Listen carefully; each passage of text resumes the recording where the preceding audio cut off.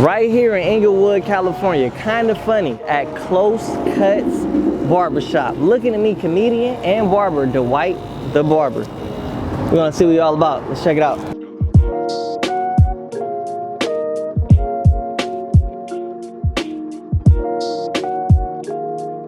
We've been in business over 26 years.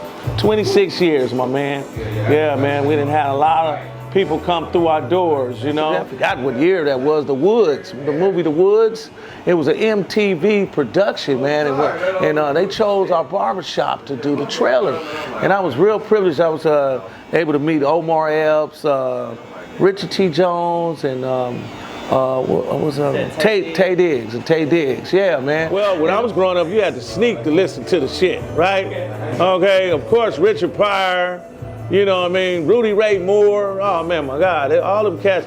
Me and my cousin and them used to sneak in the basement. We had an old phonograph down there, and we'd be listening to that shit, laughing. Man, mom and them come down there and catch you, you're gonna get an ass whooping for real. Didn't I tell you? But see, we always had somebody, friends or somebody's house that you went over and they parents had somebody's album, Red Fox album. And we like, oh man, that's a dirty album. You know, we want to watch, we want to hear that. It seemed like it was the funniest when you had to sneak to listen to it. It was even funnier. Man, this is my stage. The barbershop is my stage. I rehearse here every day to get on to the real stage. You know, a lot of people don't know that's my thing. They don't know I'm rehearsing. You know, if they laughing, I say, okay, yeah, I could use that. You know, I'm like your barber. I'm your barber that you talk to every day. You know what I'm saying? The common man, you know what I'm saying? Just telling you what's happening every day, what's funny in my world. Keep my customers engaged, you know. I say, well, we'll try this. If they like it, I'm sure the public gonna like it. So they are the public. So yeah, oh man, this is my stage. I love the barber chair, man. You know what I'm saying? It gives me all my material. People tell me stories. I'm like, what? That can't be true. I like, man, that's the funniest shit. Because the truth is the funniest. Hey man, this your boy Dwight the Barber, man. Man, I've been doing comedy for about 5 years. I'm originally from Kansas City, Missouri, but I'm a LA native all through and through. I'm 55 years old, man, on my way to the top. Comedy Chateau, man. Saturday nights, we here live right in North Hollywood, checking out Dwight, Melvin, and Lenny. You know what I mean? These three comedians are really hot. You know what I'm saying? We're gonna check out the scene, check out the grind. They coming up. We're gonna see what they got going on. Comedy Chateau, Saturday night. Right now, people are coming back, man. They hungry, man. They tired, man, of being in the house all day. Right. They want to come out and see some live shit, man. Look at this place. It's packed. It's packed. They ain't worried about no COVID shit. They trying to laugh. It's the work. The barbershop's back open. Yeah, back making money, y'all. That shit is real. These badass kids coming in and shit. You know, y'all got any little kids and shit? Yeah, I hate them little motherfuckers. I got something for their ass though. See, when them little ones sit in my chair, I got this called a barber grip. Yeah, I put my hand on their goddamn head like this, and I try to squeeze hard as I can. You know, I say, you okay, young man? Say, ain't no problem, right? Shit, hell no, they be right doing what I tell them to do. And then I got the teenagers like this guy over here, right? You know, all they want is the sides done and shit. Real easy work, real easy. I just cut the goddamn sides off and shit, $35. You know what I mean? I fucked this one youngster up the other day. I went way high on his face, you know what I'm saying? And the motherfucker looked in the mirror and said, damn, OG, I love it. So they don't give a fuck, because they don't give a fuck. They got them fucked up haircuts. It's all about fucked up shit. You know what I mean? Then my older guys, they got them, you know, they worried about their hairline and shit. Got one buddy, he said, Dwight, don't touch my hairline. I said, motherfucker, you ain't got no hairline. That shit been gone. It's on the back of your neck. You know what I'm saying? Shit. It's all kind of funny shit going on in the barber. You know, motherfuckers ain't came back after this pandemic, they done gained a little weight, you know what I'm talking about, you know. Because y'all know that's why we bought all that toilet paper. Because all they was doing was eating and shitting at home, you know what I'm saying? So I had one customer, he come in, he tried to squeeze in my chair and shit. I said, hold on, man. I'm gonna have to charge you double. He said, why? Because you came back double, motherfucker. Shit, I'm telling you, man, motherfuckers in denial and shit now, man. But listen, I took me a second job, y'all know. I had to make some extra money, y'all. I mean, y'all don't judge. I'm working with the deceased now, the dead. Yeah, they need to be cut up too, you know what I'm saying? Yeah, but it's an easy job, man. I'm getting $75 a head. Matter of fact, the director told me you really don't have to worry about one side of the head, that's the viewing side, you know? So I'm really just cutting two sides, the top and the side, you know what I'm saying? And look, they never complain, okay? They always smiling, and they dying to see me. Yeah. And then I go to Repass and give me some free food. Hell yeah, there's a lot of good benefits in that shit though, y'all. But yeah, man, I'm just white. I just wanted to come out here and sprinkle y'all. And it's Comedy Chateau, we out here. World's opening back up, people want to laugh again. Okay, my name's Lenny Reed. Originally from Wisconsin, lived in New York for a little bit. Been out in LA for about 20 some years.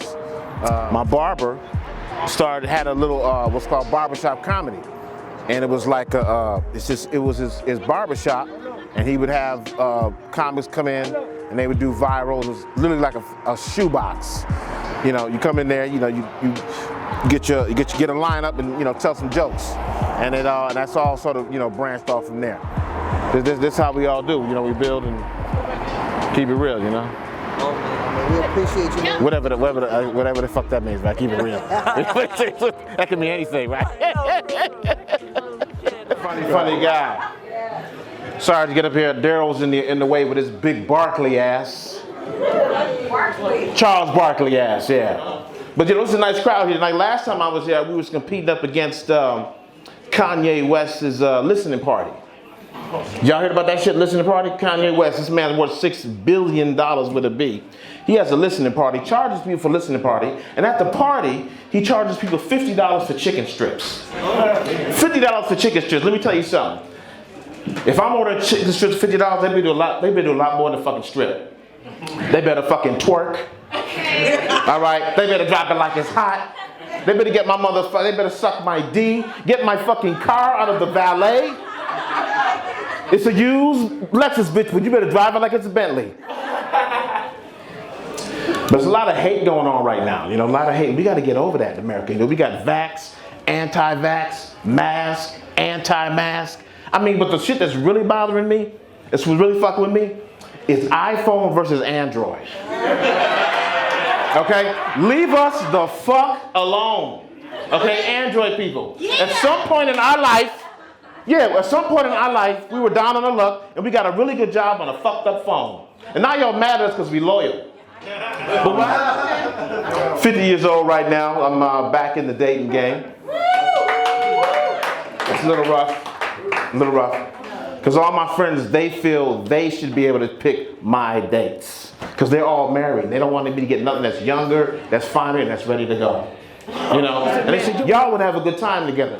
I said, what the fuck? I said, that's when I gotta go straight fuck Paulie on. You think I'm fucking in the gym doing fucking 45-pound arm curls, doing fucking burpees, doing fucking planks to get a crack at fucking Mark Simpson?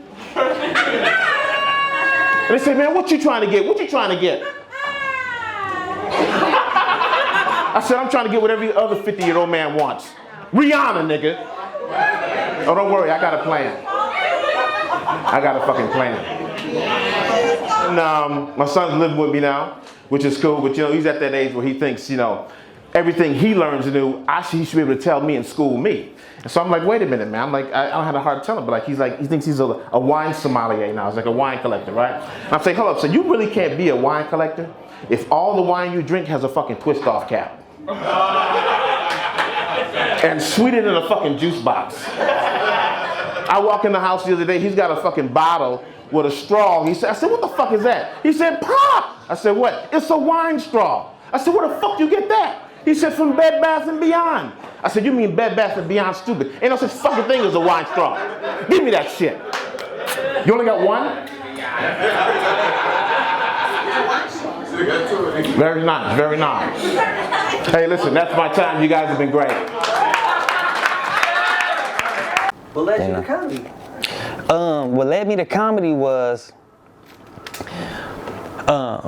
again, meeting Bo. And then we was up there at Dwight's, and he was like, no, I was like, man, we do comedy and shit. I'm like, is that right? He's like, yeah, man, we got a little open mic. You should try it out. So I called Bo, because I got Bo's number. I called him a day before they have the open mic. I said, Bo, I said, is Dwight, was he serious about that invite? He was like, what'd he tell you? I said, well, he said you have open mic. He said it'd be cool if I can try it out. He said he wouldn't mind. He was like, yeah, come on up there. So I wrote some shit out, and them niggas was like, oh, we fuck with it, right? So I was like, damn, that shit was funny. They was like, man, we like that shit. You like a storyteller. Like, we like that shit. I was like, okay. So then from there, Bo had got the chateau, and then I'm just hitting up little rooms. I'm just, you know what I mean? So that's what I'm trying to do. So I don't give a fuck now, you know, about bombing, you know what I'm saying? Because every crowd doesn't get the jokes, you know, or feel your life story, you know what I mean? Because I don't fabricate none of my material. I don't. I just spit what's really real, like, to me.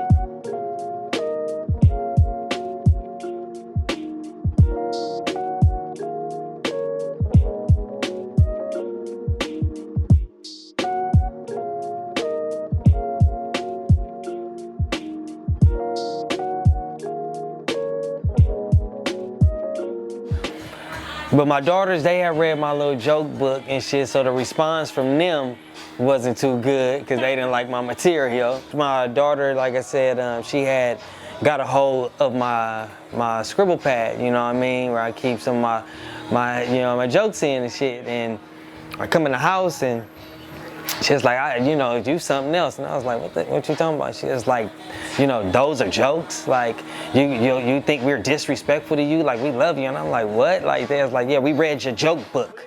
Yeah, we love your joke. We read your joke book. Like, we don't think that shit is funny. And I was like, man, that shit is jokes, though. It's the truth, but it's jokes. Like, it's cool. She was like, no, I don't think so. Like, So I had to tell my moms that I was doing comedy. I told her, I was like, hey, man, I'm trying something new out. She thought it was another hustle or something. And I was like, oh, moms, I'm starting to do comedy. She was like, what? I was like, oh, shit. She started going into it. She was like, hell yeah, talk about all that shit. Talk about me, son. You my mama. Talk about me, boy. That was, you know what I'm saying? So, that was to it. But yeah, so she was the one who, embraced it and told me, gave me something to talk about. Because I didn't quite know what I was going to talk about. You know what I mean? I didn't know if I was supposed to write something funny or what in the beginning, So I used that, the advice from moms, you know what I'm saying? Who was some of your mom's favorite comedians? Oh, my mom's favorite comedian was Paul Mooney. Paul Mooney. The lady that played on Harlem Nights. Della Reese. Thank you. That was her. Yeah, rest in peace. Yes, them was two of my mom's favorite when I used to hear her talk about comedy and stuff. Her and her brothers and stuff. My mom's brothers, they used to put on those 8-tracks, you know what I'm saying, and recite that shit, tell me that shit. Yeah, let me listen to it. Yeah. Okay. Yeah, because it's been so long ago, and he ain't no snitch. So he ain't. Oh, she was plucking it. Yeah, the arm, the pinky, and then the leg. Yeah, he, trying to block it. You know what I'm saying? He trying to block it. That's how he got hit in the pinky. You know what I mean? Trying to block it. But yeah, she, had tied up his wounds, you know what I'm saying, and got him where it stopped the bleeding and called the police and said it was a attempt break-in, and he went with it, you know what I'm saying? Yeah, and they were still together afterwards, you know what I'm saying? My daddy don't scare easy, you know what I'm saying? What made you want to get into comedy? Man, best therapy that's kind of free, you know what I'm saying? Didn't have to, you know what I'm saying? That's real when blacks suffer from childhood trauma, you know what I'm saying, haven't healed from it, you know what I mean? So talking to therapists is good, you know what I mean? So, I was like, man, who can I talk to right now, man? Who want to hear this, you know what I mean? And giving it to comedy, rather I say. Looking good. I'm glad y'all stuck around, man. Y'all looking good. You know what I mean? Give it up for yourselves too, though, for real. Y'all looking like a little lightweight government loan came back out. Y'all ain't telling nobody about it. You know what I'm saying? Y'all ain't blowing it. Y'all probably just bought a new shirt or something. You know what I mean? Hey, man, I hate fucking loaning money. My buddy had called me to borrow some money. I guess he thought I got an EDD or PPP loan. He thought I was a superstar, right? Told him no, man. He was like, man, I need to really borrow it. I brought him over, smoked some of that Mike Tyson weed with him, hoping that he would have forgot that that's what he came over for, and they didn't, you know what I mean? And one thing about borrowing money is, loaning money is trying to go collect the shit, right? Going to go collect it is a fucking hassle. I go try to collect a little couple of dollars I loaned him, he hit me with the And I was like, man, you know when you hear that, it's some bullshit. Babe, give me some head. You know, you hate hearing that shit, man. My kids is disrespectful as fuck, right? They really are, man, I promise you. And they don't know they could have ended up on the sheet, you know what I'm saying, on one of those freaky nights with their mama. You know what I mean? Those nights she was trying to prove her love and she wanted to swallow and I told her no, you know what I mean? And they don't know they should thank me, you know what I mean? Because I got a weak pullout game, I promise you. And it's what got me with my beautiful pieces of art, you know what I mean? Anyone hate being the last one to hear some real good juicy news? You know what I mean? Like, I hate that. You know, and not gossip, I mean news, because gossip are lies. Good news, juicy, hate be the last one. Let me share. I was the last one to hear that my sister was a lesbian, right? I came home from prison, nobody was telling me. Only thing that changed different was her dressing, right? I was like, okay, she dressing different. She don't look different, but she dressing different. And my sister, any lesbians here? Because I respect, okay, all right, listen. Yeah, no, listen, she'll make y'all proud, I promise you. You know what I mean? She has her strap on all day. All day. She makes the community proud, you know what I mean? I hated to be the last one to hear that news. Another one that I heard last, right, in my fucking family, right? And Bo can testify to this, right? Bo and my mama used to shop at the same dope house, right? So, yeah, so, right? I was the last one to fucking find out, right? I'm like, I ain't saying that my mama better than anybody, but this is the woman who shot my daddy. So I ain't, smoking dope shouldn't even be one thing she should be fucking doing, right? So I'm at my buddy house. This is how I fucking find out. I'm at my partner house. We playing fucking Nintendo, right? We playing Contra, right? Up, up, down, down, right? So we playing. He like, man, why you don't come over here with your mama when she come to party with my mama? And I'm like, my mama don't party with your mama because your mama smoke dope. And he like, yeah, your mama too. And I'm like, fuck you, nigga, right? Fuck you gonna tell me, nigga, right? So I sat there and I was like, you know what? Let me make my way home. Fuck this video game. So I go in the house. I make it in the house. My grandmama sitting right there. I'm like, Grandma, where my mama at? She said, oh, to make a run. My grandma ain't never used that lingo to describe where her daughter is at, right? So I'm like, fuck that, you know what I mean? I go in the room, I'm searching her fucking room. I don't find no crack, but I find a crack pipe. I bust that motherfucker up, like, stop my mama addiction. Cause I done seen a fucking commercial, brains turn to fucking eggs, right? So I'm like, I'm looking at Bo running around the ghetto looking like Skeletor. So I'm like, I don't want that for my fucking mama, right? So like I said, I used to carry around a pistol that my mama shot my daddy with, right? I used to carry that motherfucker around. Bad young nigga at 12 years old, right? So I see my mama going to the house that Bo and them shop at. I'm like, so I run over there. I'm like, Mama, look, check this out. Not today. She like, Lil Melvin, get the fuck out of my face. I'm like, look, we ain't doing this. No, don't want you fucking smoking no fucking crack. She like, nigga, get out of my face. I said, I got the pistol that you shot my daddy with. She like, let me see it. I pull it out. She bent down, looked me in my eyes, and she was like, don't you let me down, right? She knocked on the door. I'm not knowing what's going on. I'm 12. So the door opened up. Hey, everybody back the fuck up. I don't want nobody selling my mama nothing. My mama come from around me and say, yeah, Melvin, keep that pistol right there on them, right? I'm like, this shit feeling like a robbery right now. You know what I'm saying? I'm like, What the fuck? She starts scooping up dope all off the fucking plates and shit. I know Bo missed that night. Right? My mom clean though. She been clean for like 20 years. So, you know, that's it. Thank you. You know. And yeah, it's a lot of comics here tonight, man, and we gonna play it fair. My name Young Melvin. Thanks for listening. That's my time.